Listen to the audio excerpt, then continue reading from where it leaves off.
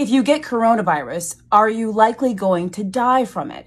And if not, why aren't we hearing from people who have lived through coronavirus infection? Those two questions are questions you guys have sent me multiple times in the last week, and I realized I needed to break it down and explain it.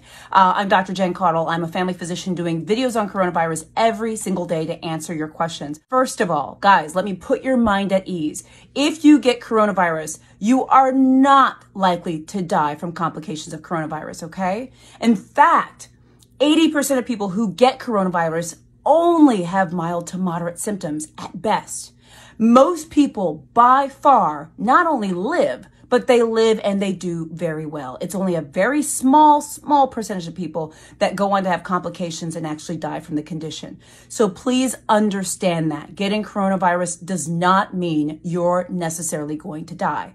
Now, the people who are at highest risk from having these complications and doing worse, I keep saying over and over again, but I want to remind us, are those who are over 60 and in particular over the age of 80, and those who have underlying medical conditions, no matter what age they are. If you have a weakened immune system, if you're on certain treatments, immune suppressants, things like that, okay? But most people do just fine. So you say, well, then why haven't we heard from the survivors?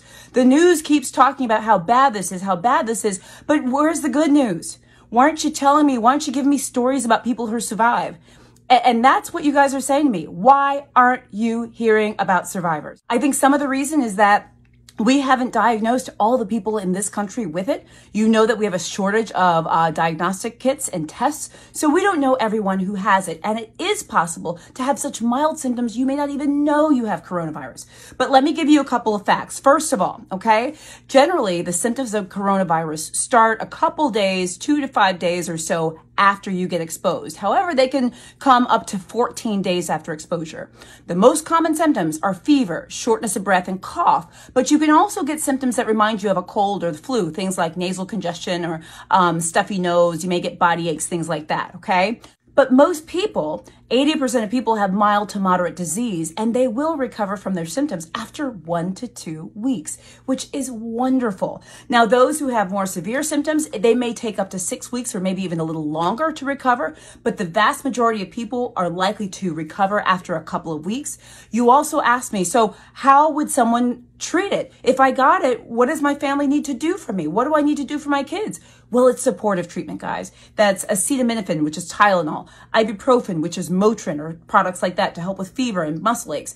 It's cough suppressants. It's nasal sprays to help with nasal congestion. It's what we call supportive care. Fluids, rest, take it easy, okay? So if there's one thing I need to tell you guys is, I know you're not hearing from the survivors, but just know there are far more survivors than there are people who do not. And remember, just because you get coronavirus does not mean you're going to die from it. Far from it. Most people do well, and most people will recover within a couple of weeks. Guys, stay safe. I'm Dr. Jen Caudle. We'll talk to you soon.